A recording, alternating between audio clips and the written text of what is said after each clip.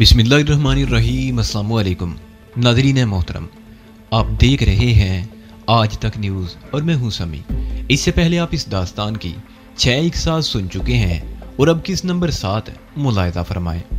क्या बात है सर जी, क्या मामला है? शार्क ने पूछा। बाहर निकलो दुकान से, थानेदार दौड़ा। उसके साथ उसने शार्क को पकड़कर दुकान से बाहर खींच लिया था। पुलिस वाले राइफलें ताने खड़े थे। सब इंस्पेक्टर उसकी जामा तलाशी लेने लगा था। उसकी जेबों से बरामद होने वाली रकम उसने अपनी पतलून की जेब में ठूंस ली थी। दुकान की तलाशी लो। सब इंस्पेक्टर ने अपने मातहतों को हुक्म दिया। 2 कांस्टेबल दुकान में घुस गए। उन्होंने चंद मिनट में ही दुकान को इस तरह उलट पलट कर रख दिया कि जैसे कोई बैरूनी हमलावर माले गनीमत पर टूट पड़ता है। आसपास के दुकानदार और राहगीर बड़ी तादाद में वहां जमा हो गए थे और एक कांस्टेबल उन्हें डांटते हुए वहां से दूर रखने की कोशिश कर रहा था। ओए तफील, क्या बात है? उसकी दुकान पर क्यों छापा मारा है? एक पड़ोसी दुकानदार ने कांस्टेबल से पूछा। यहाँ के दुकानदार तकरीबन सभी पुलिस वालों को जानते थे क्योंकि थाना सामने था, चौक के दूसरी तरफ बाटी गेट के बिल्कुल साथ। मुखबरी हुई है, ये आदमी हीरोइन बेचता है, तफील ने सरगोशी में बताया। क्यों शरीफ आदमी को जलील करते हो तुम लोग? जब पान की दुकान थी और हीरोइन का कारोबार होता था तो उस वक्त तुम लोगों ने कभी छापा नहीं मारा था और अब एक शरीफ आदमी पर चढ़ दौड़े हो तुम लोग। दुकानदार ने कहा, जा यार, तू जाके अपनी दुकान पे बैठ है। ये सब इंस्पेक्टर बड़ा करख्त है, कहीं तुम्हें भी ना जाकर बंद कर दे। कांस्टेबल तफैल ने कहा। फिर दूसरे लोगों की तरफ देखते हुए चीखा, जाओ यहाँ से तुम लोग, क्यों मजमा लगा दिया है? पहले कभी पुलिस नहीं देखी? ऐसी पुलिस तो वाकई कभी नहीं देखी थी जो मुजरिमों को पनाह दे और शुराफा को सरेआम बेइज्जत करे। एक बूढ़े ने जवाब दिया। ये जुमला सब इंस्पेक्टर ने भी सुन लिया। उसने मुड़कर खूनख्वार नजरों से बूढ़े की तरफ देखा। सर जी ये देखें। दुकान के अंदर एक कांस्टेबल ने काले रंग के शॉपिंग बैग की गिरा खोलकर उसमें झांकते हुए कहा, हीरोइन की पुड़ियां पड़ी हुई हैं जी इसमें। सब इंस्पेक्टर ने वो थैला ले लिया, उसमें हाथ डालकर मुट्ठी भर पुड़ियां निकाल ली और लोगों को दिखाते हुए बोला, देख ली इसकी शराफत आप लोगों ने? बहुत बढ़ चढ़कर बातें कर रहे थे। ये हीरोइन हम अपने साथ लेकर नहीं आए, आप लोगों के सामने इस दुकान से बरामद हुई है। अगर तुम लोग चाहते तो इस दुकान से एटम बम भी बरामद कर सकते थे। उस बूढ़े ने कहा। और जा बाबा जा, यहाँ से चला जा, क्यों तेरी शामत आई है? एक कांस्टेबल ने बूढ़े को बाजू से पकड़कर पीछे धकेल दिया। कब से धंधा कर रहा है तू? सब इंस्पेक्टर ने कहते हुए अचानक ही शार्क को थप्पड़ दे मारा। बम, मेरा इससे कोई ताल्लुक नहीं। शार्क गाल सहलाते हुए अकलाया। एक औरत फल खरीदने आई थी। खरीदे हुए फल और ये थैला वही औरत रख कर गई थी। उसने कहा था कि वो दाता दरबार जा रही है, थोड़ी देर में वापस आकर ले लेगी, लेकिन वो अभी तक नहीं आई। झूठ बकता है। थानेदार ने उसकी पिटाई शुरू कर दी। काला धंधा करता है, लोगों के मुंह में मौत धकेल रहा है। कई दिन से तुम्हारे बारे में इतलात मिल रही थी। अब पकड़ा गया ना, मैं तुम्हें छोड़ूंगा नहीं। जिंदगी भर के लिए सलाखों के पीछे बंद करवा दूंगा तुझे। मेरा इस थैले से कोई ताल्लुक नहीं, मैं बेकसूर हूँ। शार्क चीखा। तुम्हारी दुकान से माल बरामद हो गया और अब भी कहता है कि बेकसूर हूँ। पता तो तुम्हें थाने जाकर चलेगा बच्चू जी। एक कांस्टेबल भी कहते हुए उस पर पल पड़ा। दुकान की अच्छी तरह तलाशी लो, कुछ और भी होगा, सब इंस्पेक्टर ने कहा। चेक कर लिया है सर जी, एक कांस्टेबल ने कहा। दुकान में तो कुछ और नहीं, शायद घर में कुछ माल छुपा कर रखा हो। इसे थाने ले चलो, पता कर लेते हैं सब कुछ इससे, सब इंस्पेक्टर ने कहा। वो लोग शार्क को मारते पीटते थाने की तरफ ले चले। बहुत से लोग अब भी दुकान के सामने जमा थे और मुख्तलिफ किस्म के तबसरे कर रहे थे। बाद लोग उसे मुजरिम गिरदान रहे थे और बाद लोग उसकी शराफत की कस्में खा रहे थे। ये सब पुलिस के खाने पीने के चक्कर हैं, एक आदमी ने कहा। जो लोग पुलिस वालों को भत्ता नहीं देते उनका यही असर होता है। ओए काके, पड़ोसी दुकान वाले ने अपने नौकर को आवाज दी, ये सारा सामान समेटकर दुकान का शटर गिरा दे और शार्क बाबू के घर में जाकर इतला कर दे।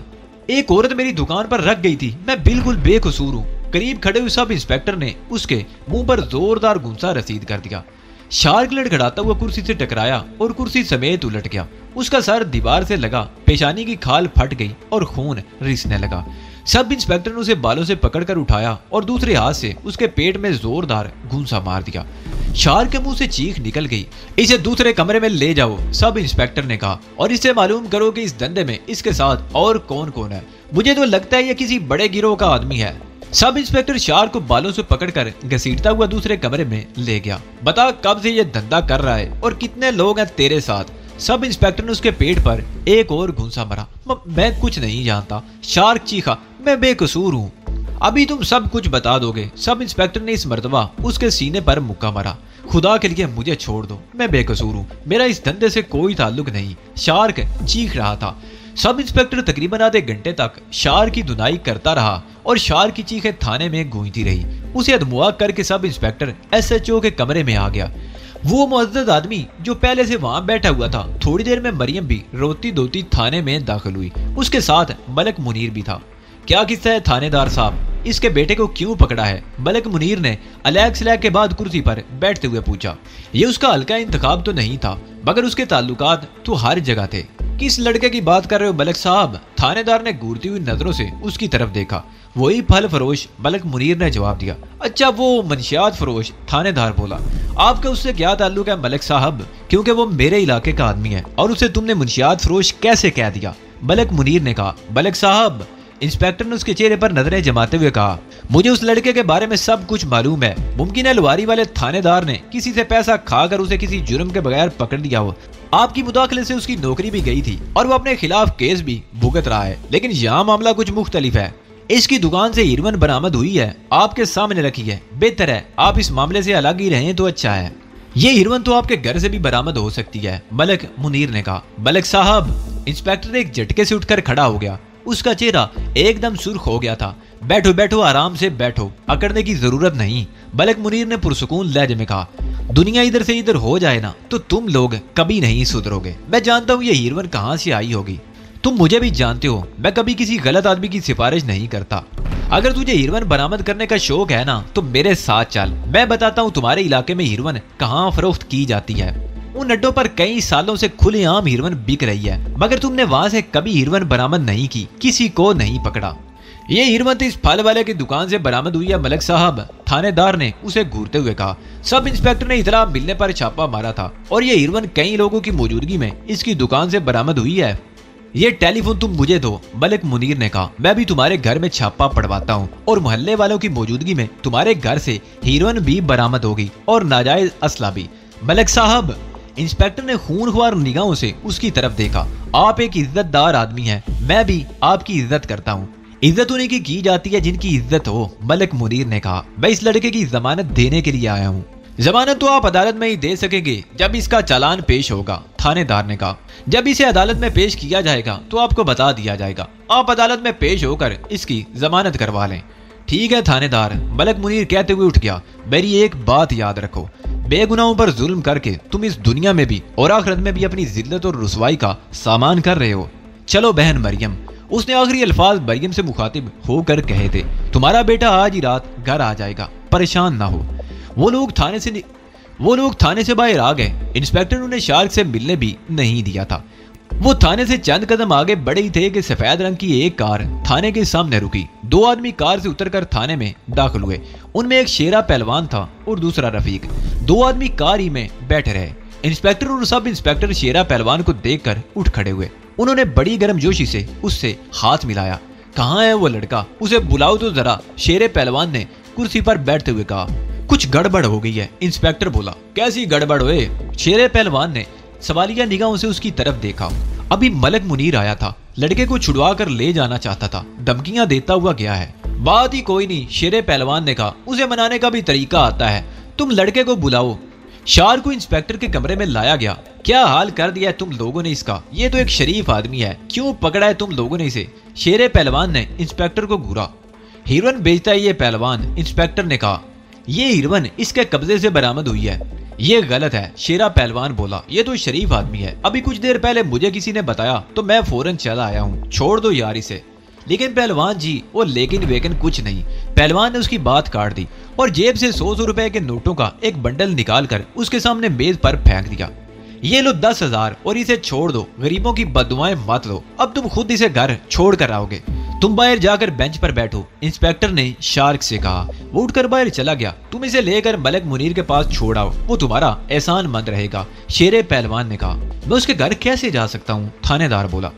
तुम तो हो निरे ही बेवकूफ, शेरे पहलवान ने उसे घूरा। मलक मुनीर जैसे लोग कुछ ना होते हुए भी बहुत कुछ होते हैं। उसके पास चले जाओगे तो तुम्हारी शान नहीं घट जाएगी।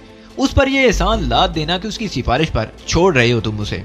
और मेरी बात समझने की कोशिश करो, मलक मुनीर जैसे आदमी अंदर से बहुत खतरनाक होते हैं। लुहारी वाली इंस्पेक्टर का अशर देख चुके हो। मैं जा रहा हूँ, थोड़ी देर बाद तुम इसे लेकर चले जाना।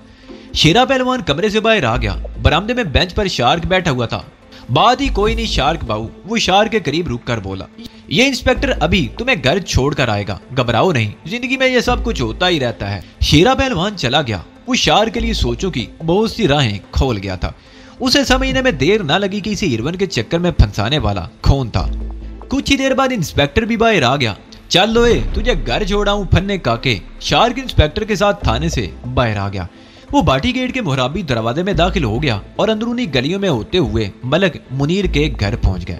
मलक साहब, इंस्पेक्टर ने मोदबाना लहजे में कहा, मैं बहुत माफी चाहता हूं मलक साहब, आपके आने के बाद मैंने सब इंस्पेक्टर से बाज़पुरस की और खुद तहकीक की तो पता चला कि हिरवन का थैला इसकी दुकान पर वाकई कोई औरत रख कर गई थी। जरा सी गलतफहमी की वजह से मामला गड़बड़ हो गया था। अब मैं इसे ले आया हूँ। उम्मीद है कि आप इस मामले को नजरअंदाज कर देंगे। चलो शुक्र है तुम्हें किसी की बेगुनाही का एहसास तो हुआ, मलक मुनीर ने कहा, लेकिन इसका जो नुकसान हुआ है वो कौन पूरा करेगा? मैंने इसकी दुकान देखी है, बिल्कुल तबाह कर दिया तुम्हारे मातहतों ने। इसका नुकसान भी मैं ही पूरा करूंगा मलक साहब, इंस्पेक्टर ने कहा। आइंदा मैं ख्याल रखूंगा कि इसके साथ कोई ज्यादती ना होने पाए। ठीक है, बहुत बहुत शुक्रिया तुम्हारा, मलक मुनीर ने उस अंदाज में कहा जैसे उसे वहां से रुखसत कर देना चाहता हो। इंस्पेक्टर भी उसका मतलब समझ गया था और हाथ मिलाकर रुखसत हो गया। चल लो पुत्र, मैं तुझे तेरे घर छोड़ा हूँ। इंस्पेक्टर के जाने के बाद मलक मुनीर ने शार का हाथ पकड़ दिया और उसके साथ चलने लगा। जब शार घर पहुंचा तो 11:30 बज रहे थे। मलक मुनीर उसे मरियम के हवाले करके रुखसत हो गया। मरियम शार को अंदर ले आई। वो दिल खोलकर पुलिस वालों को कोसने दे रही थी। 2-3 दिन शार की दुकान बंद रही। उसकी तबीयत कुछ संभली तो उसने दुकान पर जाकर जायजा लिया। सामान का जो नुकसान हुआ था वो तो हुआ था। पुलिस वाले उसकी दराज से सारे पैसे भी निकाल कर ले गए थे। वो शार की उस रोज की दिन भर की कमाई थी जो यकीनन 6-7 हजार रुपए से कम न थी। 2-2.5 हजार रुपए उसकी जेब में भी थे जो जामा तलाशी के दौरान सब इंस्पेक्टर ने निकाल लिए थे। दुकान को दोबारा सेट करने में 8-10 हजार रुपए खर्च हो गए। 10-12 दिन गुजर गए और फिर एक रोज ये खबर उस पर बिजली बनकर टूट पड़ी कि मलक मुनीर का एक हादसे में इंतकाल हो गया है। शाह आलमी में मंदिर वाले चौक पर एक तेज रफ्तार कार उसे टक्कर मारती हुई गुजर गई थी। मलक मुनीर को लोगों ने फौरन हॉस्पिटल पहुंचा दिया, मगर डॉक्टर उसे बचाने में कामयाब न हो सके। शार को ये इतला दुकान पर मिली थी। वो दुकान बंद करके हॉस्पिटल पहुंच गया। उस वक्त 20 लोग हॉस्पिटल पहुंच चुके थे और जब डॉक्टर ने ऐलान किया कि वो मलक मुनीर को नहीं बचा सके तो एक कोहराम मच गया। मलक मुनीर के जनाजे में शहर के बेशुमार मुअज़्ज़िज़ीन शख्सियात भी शामिल थी। हजारों लोग थे जो उसके सफर आखिरत में शरीक थे। हर आंख अश्कबार थी। शार्क भी फूट फूट कर रोने लगा। उसका निजात दहिंदा रुखसत हो गया था। मलक मुनीर के स्वयं के 2 दिन बाद शार्क दुकान पर बैठा हुआ था कि शेरा पहलवान का आदमी रफीक आ गया और प्लास्टिक का एक थैला बढ़ाते हुए बोला, ये माल शेरे पहलवान ने भेजा है, आराम से बेचो, कोई तुम्हें कुछ नहीं कहेगा, ले जाओ इसे, मैं नहीं बेचूंगा ये माल। शार्क ने कहा, बड़े एहसान फरामोश हो तुम शार्क बाऊ। रफीक ने उसे घूरा, अभी थोड़े दिन पहले तो शेरे पहलवान ने 10,000 रुपए देकर तुम्हें थाने से छुड़वाया था। अगर वो तुम्हें छुड़ाने के लिए ना जाता तो इस वक्त तुम तो जेल में होते। वो सब ड्रामा था, शार्क ने जवाब दिया। मैं अच्छी तरह समझ गया हूँ कि मुझे किसने फंसाया था। अब मैं इस चक्कर में नहीं आ सकता। अगर तुम लोगों ने आइंदा मुझे परेशान किया तो मैं पुलिस में रिपोर्ट कर दूंगा। कौन सी पुलिस? क्या बात कर रहे हो शार्क बाबू? रफीक ने तंजिया लहजे में कहा, ये पुलिस वाले तो शेरे पहलवान का माल खाते हैं, उसे झुक झुक कर सलाम करते हैं, उसके खिलाफ कुछ कैसे कर सकते हैं? तुम यहाँ से जाते हो या बुलाऊं लोगों को? शार्क ने दुकान से बाहर आकर उसका गिरेबान पकड़ दिया और उसे धकेलता हुआ 2-3 कदम दूर ले गया। ये सूरत देखकर 2-3 दुकानदार दौड़ पड़े। क्या हुआ शार्क बाबू, कौन है ये बदमाश? पड़ोसी दुकानदार ने पूछा। हिरवन का स्मगलर है, इस थैले में हिरवन है, मुझे जबरदस्ती हिरवन बेचने के लिए कह रहा है। ये लोग मेरी दुकान पर कब्जा करना चाहते हैं, मुझे फंसाया भी इन्होंने ही था। शार्क चीखा। रफीक सूरत देखकर बदहवास सा हो गया। उसने पहले तो जेब में हाथ डालना चाहा, फिर भागने की कोशिश की, मगर लोगों ने पकड़कर उसकी धुनाई शुरू कर दी। उसके कब्जे से हिरवन के अलावा एक पिस्तौल भी बरामद हुआ था। शार्क और 5-6 आदमी उसे थाने ले गए। इत्तेफाक से इंस्पेक्टर उस वक्त थाने के गेट से निकल रहा था। क्या बात है, कौन हो तुम लोग और इसे क्यों पकड़ कर लाए हो? थानेदार ने पूछा। ये हिरन बेचता है इंस्पेक्टर साहब, अनीफ नामी दुकानदार ने कहा। इसके कब्जे से हिरन के अलावा एक पिस्तौल भी बरामद हुई है। चंद रोज पहले शार्क की दुकान पर भी इन्हीं लोगों ने हिरन रखवाई थी। शार्क? अच्छा ये लड़का। इंस्पेक्टर ने शार्क की तरफ देखा। ओए अली अहमद, उसने एक कांस्टेबल को आवाज दी, इसे अंदर लेकर चलो, मैं अभी आता हूँ। दुकानदार ने पिस्तौल और हीरोइन भी पुलिस के हवाले कर दी। ठीक है, आप लोग जाइए, हम देख लेंगे, इंस्पेक्टर ने कहा। शार्क और बाकी लोग वापस आ गए। शार्क को यकीन था कि रफीक 1-1.5 घंटे से ज्यादा थाने में नहीं रह सकेगा, क्योंकि वो शेरे पहलवान का आदमी था और शेरा पहलवान के थानेदार से ताल्लुकात वो देख चुका था। उसने अपने पड़ोसी दुकानदार हनीफ से अपने इस खदशे का इजहार किया तो वो बोला, देखा जाएगा शार्क बाबू, अगर इंस्पेक्टर ने इसे छोड़ दिया तो हम मिलकर डीएसपी के पास पहुंच जाएंगे। डरने की जरूरत नहीं, हम सब तुम्हारे साथ हैं। ये दोपहर 4 बजे की बात थी। उस वक्त 7 बजे थे। शाम का अंधेरा फैल रहा था। दुकानों के बरकी कम जगमगा उठे थे। शार्क की दुकान पर 3-4 गाहक खड़े थे, उनमें 2 औरतें भी खड़ी थी। शार्क उन्हें सौदा देने में मसरूफ था कि एक कार दुकान के सामने आकर रुकी। 4-5 गुंडे कार से उतर आए। उनके हाथों में हाकियां थी। उन्होंने आते ही दुकान पर धावा बोल दिया। औरतें चीखती हुई एक तरफ दौड़ पड़ी। गुंडों ने फलों के टोकरे उलट दिए। वो हर चीज तोड़ फोड़ रहे थे। शार्क बचने के लिए झुक गया। एक हाकी उसके बाएं कंधे पर लगी। दूसरे दुकानदार भी डंडे और हाकियां लेकर दौड़ पड़े। शार्क ने भी दुकान के अंदर पड़ा हुआ एक डंडा उठा लिया और गुंडों पर हमला करने लगा। दुकानदारों के इस इत्तेहाद से उसे हौसला मिल गया। उसे समझने में देर न लगी कि ये सारा मामला शेरे पहलवान के आदमियों ने किया है। उसमें से एक को तो उसने पहचान भी लिया था। वो रफीक का साथी था जो उस रात उसे कार में अगवा करके ले गए थे। गुंडों ने दूसरी दुकानों पर भी हमला किया था, लेकिन कुछ और दुकानदार लाठियां लेकर आ गए थे और बिलाकर गुंडों को वहां से भागने ही में अपनी आफियत नजर आई। उनका एक साथी पहले ही से कार स्टीयरिंग के सामने बैठा हुआ था और कार का इंजन स्टार्ट था। वो लोग कार में ठुस गए और कार तेजी से वहां से फरार हो गई। कुछ लोग डंडे लहराते हुए कार के पीछे दौड़े थे, मगर कोई फायदा नहीं था क्योंकि कार दूर निकल गई थी। शार्क का ठीक ठाक नुकसान हुआ था, लेकिन अब उसे नुकसान की परवाह न थी। उसने शेरा पहलवान जैसे गुंडे के सामने डट जाने का फैसला कर लिया था, ख्वाह उसे खुद ही क्यों ना गुंडा बनना पड़े। उन चंद रोज के वाकयात से उसने ये सबक सीखा था कि इस तरह दबकर नहीं जिया जा सकता। और फिर उस रात शेरे पहलवान ने भी उसे ये बात समझाने की कोशिश की थी कि शराफत की जिंदगी बसर नहीं की जा सकती। शार्क और 2-3 दुकानदार रिपोर्ट लिखवाने के लिए थाने पहुंच गए। उस वक्त इंस्पेक्टर मौजूद नहीं था, अलबत्ता सब इंस्पेक्टर मौजूद था। ठीक है, आप लोग तहरीरी शिकायत लिख कर दे जाएं, हम मामले की तहकीकात करेंगे, देखेंगे कि वो कौन लोग थे। सब इंस्पेक्टर ने उनकी बात सुनने के बाद कहा। शार्क ने वहीं बैठे बैठे एक कागज पर रिपोर्ट लिख दी। दुकानदारों ने भी उस पर दस्तखत कर दिए। शार्क ने उस रिपोर्ट में यह बात वादे तौर पर तहरीर की थी कि हमलावर शहर के मशहूर बदमाश और मुंशियात फरोश शेरा पहलवान के आदमी थे। सब इंस्पेक्टर ने उनकी तहरीरी शिकायत वसूल कर ली, लेकिन FIR नहीं काटी। 2-3 दिन गुजर गए, कोई खास वाकया पेश नहीं आया। इसी दौरान दुकानदार आपस में बातें कर रहे थे कि उन गुंडों के खिलाफ कोई कार्रवाई हुई या नहीं। अगर कोई कार्रवाई हुई थी तो पुलिस ने उन्हें क्यों नहीं बताया। और फिर एक रोज दिन के 11 बजे के करीब 2 पुलिस वाले शार्क की दुकान पर पहुंच गए। शार्क, तुम्हारा नाम है? एक पुलिस वाले ने पूछा। उसके लहजे में फिरौनियत थी। हाँ, क्या बात है? शार्क ने उसके लहजे से मरूब हुए बगैर पूछा। थानेदार साहब ने बुलाया है तुम्हें, पुलिस वाले ने कहा। गुंडों के खिलाफ रिपोर्ट तुमने ही लिखवाई थी? हाँ, रिपोर्ट तो सब दुकानदारों ने लिखवाई थी, शार्क ने कहा। थानेदार साहब ने सिर्फ तुम्हें बुलवाया है, रिपोर्ट में सबसे ऊपर तुम्हारा नाम है, चलो हमारे साथ। पुलिस वाले ने इस तरह कहा जैसे उसने गुंडों के खिलाफ रिपोर्ट लिखवा कर कोई जुर्म किया हो। तुम चलो, मैं थोड़ी देर में आता हूँ, शार्क बोला। थानेदार तुम्हारे बाप का नौकर नहीं जो तुम्हारे इंतजार में बैठा रहेगा, हमारे साथ चलो, पुलिस वाले ने कहा। अच्छा चलो। शार्क ने साथ वाली दुकान पर देखा, हनीफ नहीं था। उसने अपने मुलाजिम लड़के को हदायत दे दी और पुलिस वालों के साथ चल दिया।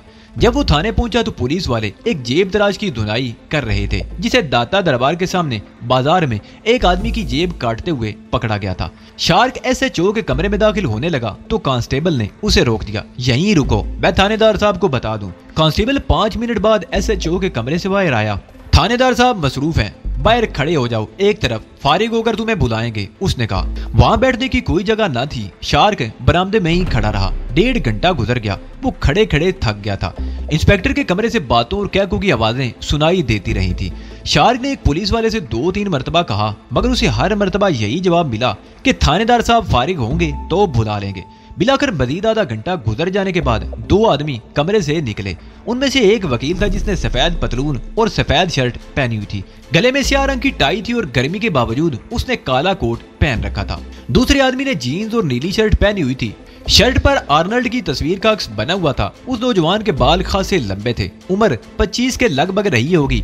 उनके निकलने के तकरीबन 15 मिनट बाद इंस्पेक्टर ने शार्क को बुलवा लिया। पहली मरतबा तुम्हें मुंशियात फरोशी के इल्जाम में पकड़ कर लाया गया था। थानेदार ने उसे सामने आते हुए कहा।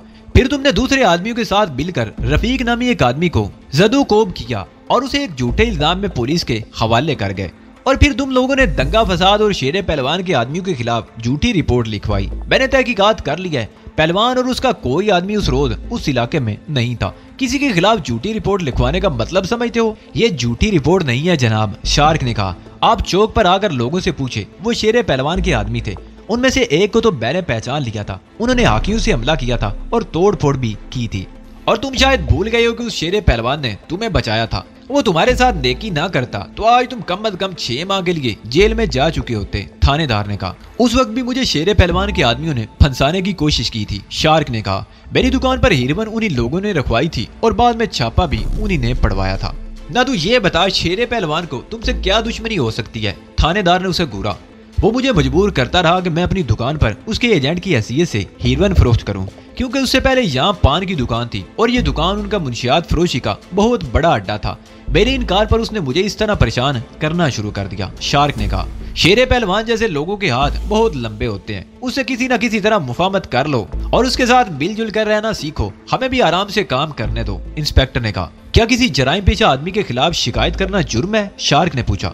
मुझे ये इंस्पेक्टरी तोहफे में नहीं मिली, इंस्पेक्टर ने उसे घूरा। मेरी जिंदगी गुजर गई है पुलिस में और मैं अच्छी तरह जानता हूँ कि कौन शरीफ है और कौन जराइम पेशा। तुम्हारा पूरा रिकॉर्ड मेरे पास मौजूद है। मैं तुम्हें आखिरी मर्तबा वार्निंग दे रहा हूँ, आइंदा मुझे थाने में तुम नजर ना आओ। जाओ, दफा हो जाओ यहाँ से। शार्क चंद लम्हे अजीब सी निगाहों से उसकी तरफ देखता रहा, फिर खामोशी से थानेदार के कमरे से निकलकर थाने से ही बाहर आ गया। जब वो दुकान पर पहुंचा तो 2 बज चुके थे। पड़ोसी दुकानदार हनीफ वहां मौजूद नहीं था। दूसरे दुकानदारों को पता नहीं चल सका कि शार्क को पुलिस वाले थाने ले गए थे। हनीफ तकरीबन 4 बजे आया। उसने बताया कि उसके बच्चे की तबीयत ठीक नहीं थी और वो उसे लेकर हॉस्पिटल चला गया था। शार्क ने उसे सूरत-ए-हाल से आगाह किया तो उसके चेहरे पर भी परेशानी के तासरात उभर आए। इसका मतलब है डीएसपी से मिलना पड़ेगा, वो बोला। वो इस इंस्पेक्टर का भी उस्ताद है, शार्क ने जवाब दिया। मुझे मेरे वालिदैन के कत्ल के इल्जाम में उसी ने तो सजा दिलवाई थी। वो उस वक्त लुवारी का इंस्पेक्टर हुआ करता था। ठीक है शार्क बाबू, हनीफ ने कहा। इस मर्तबा तो सब्र कर लो, आइंदा कोई बात हुई तो फिर ऊपर तक जाएंगे। उसके 2-3 रोज बाद रात के वक्त शार्क को फिर पुलिस ने पकड़ लिया। उस रोज वो 10:30 बजे दुकान बंद करके घर की तरफ रवाना हुआ था। उसने चौक पार किया ही था कि 2 पुलिस वाले अचानक ही कहीं से निकलकर उस पर झपट पड़े। शार्क को संभलने का मौका दिए बगैर उन्होंने शार्क की धुनाई शुरू कर दी और खींचते हुए थाने ले गए। कुछ लोगों ने पुलिस वालों को शार्क पर झपटते हुए देखा था, लेकिन उन्होंने मुदाखलत इसलिए नहीं की थी कि वो पुलिस वाले थे और गालिबन यही समझे थे कि शार्क कोई जराइम पेशा था जिसे पुलिस वालों ने इस तरह पकड़ा था। इंस्पेक्टर थाने में नहीं था। शार्क को हवालात में बंद कर दिया गया। रात 1 बजे इंस्पेक्टर किसी मार्के से वापस आया तो शार्क को उसके सामने पेश किया गया। अब क्या किया है इसने? इंस्पेक्टर ने खूनख्वार निगाहों से उसकी तरफ देखा। तांगों वाले अड्डे पर छुपकर हीरोइन बेच रहा था, एक हेड कांस्टेबल ने कहा। इसके साथ 2 गाहक थे जो हमें देखते ही नाले की तरफ भाग गए। इसने भी भागने की कोशिश की थी मगर हमने इसे मौका नहीं दिया। इसके कब्जे से हीरोइन की ये पुड़ियां निकली हैं, 200 ग्राम तो होंगी। मालूम होता है बाकी माल बेच दिया था। उसने चंद पुड़ियां जेब से निकाल कर मेज पर रख दी। ये झूठ है सर जी, शार्क चीखा। मैं तो दुकान बंद करके घर। इंस्पेक्टर ने बात मुकम्मल करने का मौका दिए बगैर उसके मुंह पर जोरदार थप्पड़ मार दिया। अब तो तुम्हारा हिमायती भी इस दुनिया में नहीं रहा, किसको बुलाओगे अपनी सिफारिश के लिए? इंस्पेक्टर ने कहा और फिर हेड कांस्टेबल की तरफ मुड़ गया। बंद कर दो इसे, चालान बनाकर सुबह अदालत में पेश कर दिया जाएगा। मलिक गफूर अपने कमरे में है? नो सर, वो तो गश्त पर गए हैं, हेड कांस्टेबल ने जवाब दिया। सुबह मुझे हाई कोर्ट जाना है, मलिक गफूर से कहना इसे अदालत में ले जाकर पेश कर दे, इंस्पेक्टर ने कहा। ठीक है जनाब, हेड कांस्टेबल ने कहा और फिर शार्क का हाथ पकड़ लिया। चल लोए इंस्पेक्टर, शार्क ने थानेदार की तरफ मुड़कर कहा। तुम पछताओगे, आज मेरे साथ तुम्हारी ज्यादती का आखिरी दिन है। तुम भी जानते हो कि जब किसी शरीफ आदमी को मुजरिम बनने पर मजबूर किया जाए तो वो बहुत खतरनाक हो जाता है। अब कोई मेरी सिफारिश बनकर नहीं आएगा। अब मैं तुमसे रहम की भीख भी नहीं मांगूंगा। इस केस में मुझे कितनी सजा दिलवाओगे? जेल से निकलने के बाद मैं बहुत बदल चुका हूँगा और फिर सबसे पहले मेरी मुलाकात तुमसे होगी। उसके बाद मैं तुम्हारे सरपरस्त शेरे पहलवान से निपटूंगा। बंद कर दो इसे, दिमाग खराब हो गया इसका, इंस्पेक्टर ने मुस्कुराते हुए कहा। हेड कांस्टेबल शार्क को खींचता हुआ इंस्पेक्टर के दफ्तर से निकाल कर ले गया। शार्क ने इस मर्तबा कोई मुजामत नहीं की, उसे हवालात में बंद कर दिया गया। शार्क को सुबह अदालत में पेश कर दिया गया। उस पर मुंशियात फरोशी का इल्जाम था।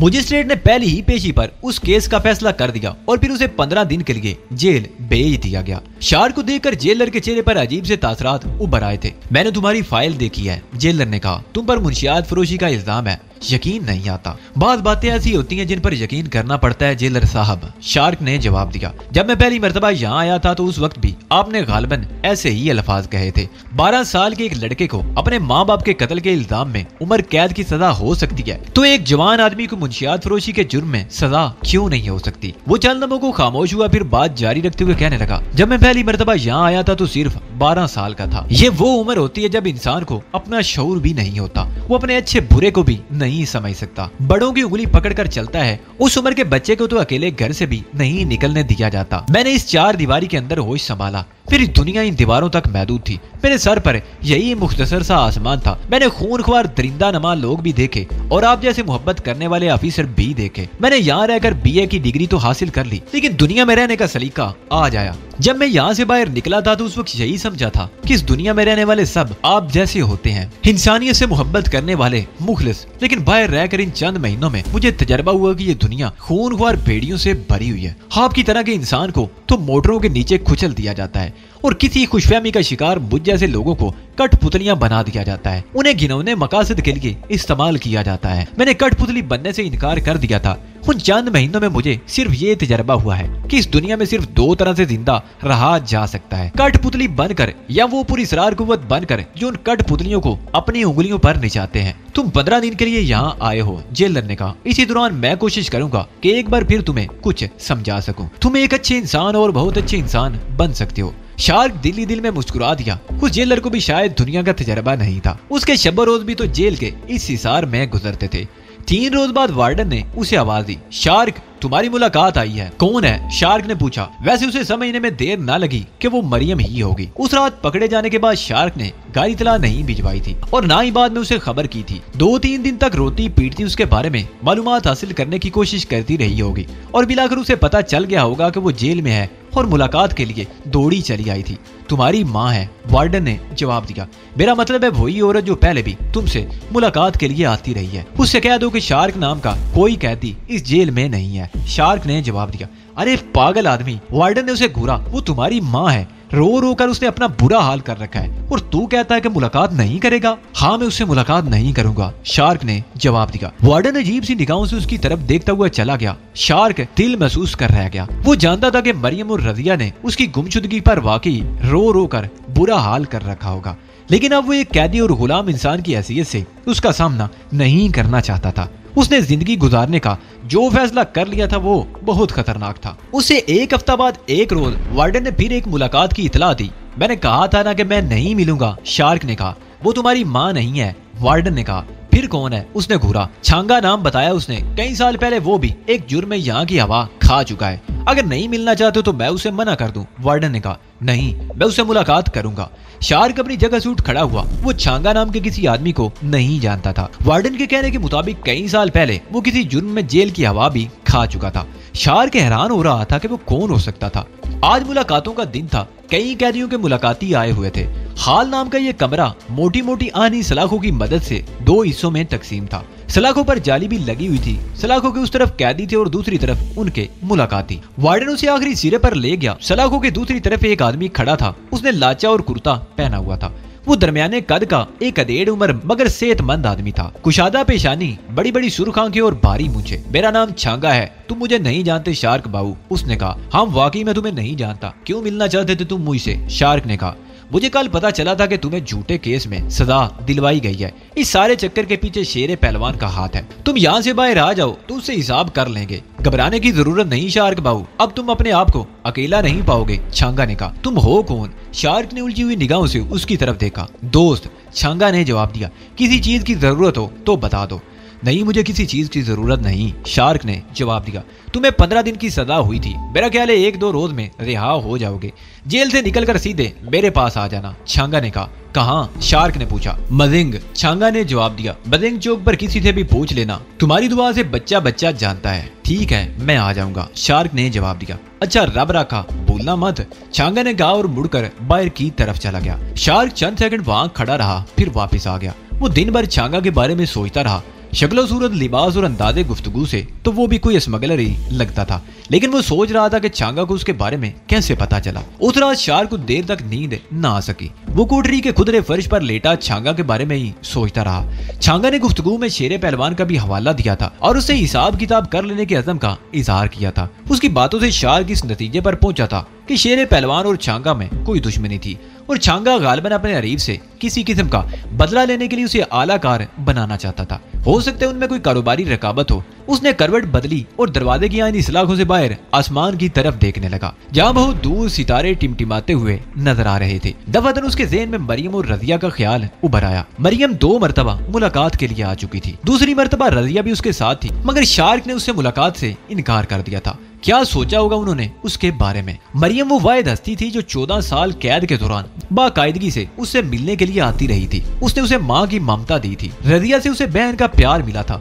2 दिन बाद शार्क को रिहाई मिल गई। वो लिबास बदलकर जेलर के नसीहतों को दिमाग से झटकता हुआ जेल के गेट से बाहर निकला तो सबसे पहले उसकी नजर मरियम पर पड़ी, जो गेट के सामने एक दरख्त के तने से टेक लगाए बैठी थी। शार्क को देखते ही अपनी जगह से उठकर उसकी तरफ लपकी। शार्क से कुछ फासले पर एक और आदमी भी खड़ा था। उसने चादर जिस्म पर लपेट रखी थी। शार्क उसे पहचानता तो नहीं था, लेकिन उसे समझने में देर न लगी कि वो शेरे पहलवान का आदमी था। शार्क पुत्र। मरियम बाहें फैलाकर उसकी तरफ लपकी। शार्क ने एक नजर उसकी तरफ देखा और फिर उसका हाथ झटक कर तेजी से एक तरफ चलने लगा। मरियम रोती चीखती उसके पीछे दौड़ती रही। शार्क के दिल पर छुरियां सी चल रही थी, लेकिन वो इस हकीकत से भी आगाह था कि वो चादर पोश आदमी गहरी नजरों से उसकी तरफ देख रहा था। वो तेज तेज कदम उठाता हुआ सड़क पर आ गया और एक रिक्शे में बैठ गया। कहाँ चलना है? ड्राइवर ने रिक्शा स्टार्ट करते हुए पूछा।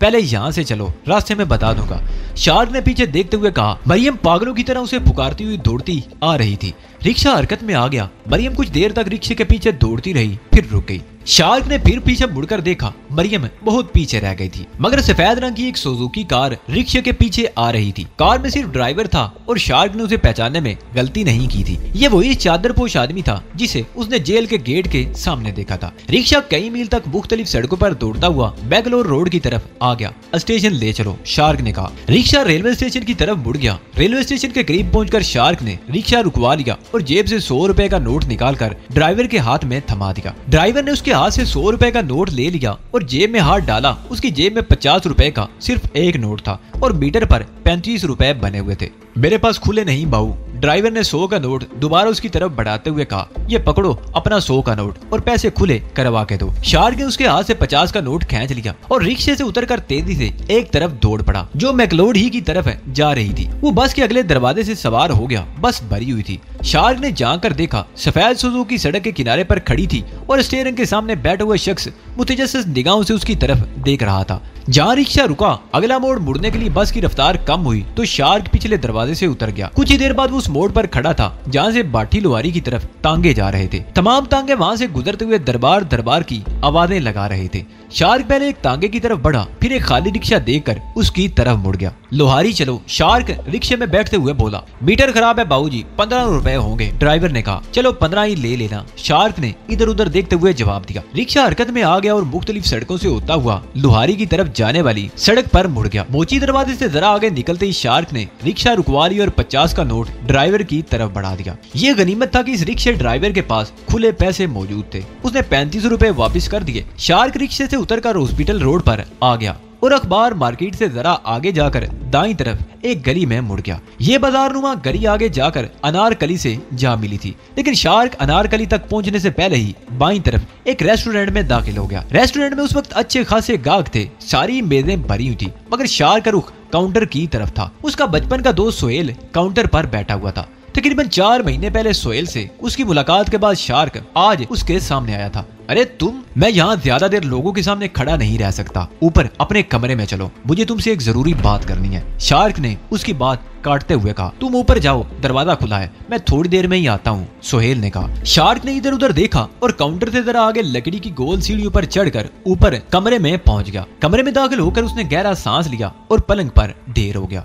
वो पलंग पर लेटा कुछ देर छत को घूरता रहा और फिर उसकी आंखें बंद होने लगी और वो नींद की आगोश में पहुंच गया। आंख खुलते उसकी नजर सामने दीवार गिर घड़ी पर पड़ी 11:30 बज रहे थे। वो एक झटके से उठकर बैठ गया। बाथरूम से पानी गिरने की आवाजें आ रही थी। कुछ ही देर बाद बाथरूम का दरवाजा खुला और सोहेल तौलिए से मुंह पूंछता हुआ बाहर आ गया। मैंने बेरे को तुम्हारे लिए चाय देकर भेजा था। उसने वापस आकर बताया कि तुम सो चुके हो। मैंने तुम्हें जगाना मुनासिब नहीं समझा, सोहेल ने कहा। वैसे भी सच्ची बात यह है कि सुबह जिस वक्त तुम आए थे वो जरा धंधे का वक्त होता है। मैंने सोचा कि तुम भी सो दो, मैं भी धंधा कर। तुम मेरे लिए नाश्ता मंगवाओ, मैं भी जरा मुंह हाथ धो लूं। शार्क कहता हुआ उसे तौलिया लेकर बाथरूम में घुस गया। तकरीबन 20 मिनट बाद शार्क उस कमरे में बैठा नाश्ता कर रहा था और सोहेल उसके सामने कुर्सी पर बैठा चाय की चुस्कियां ले रहा था।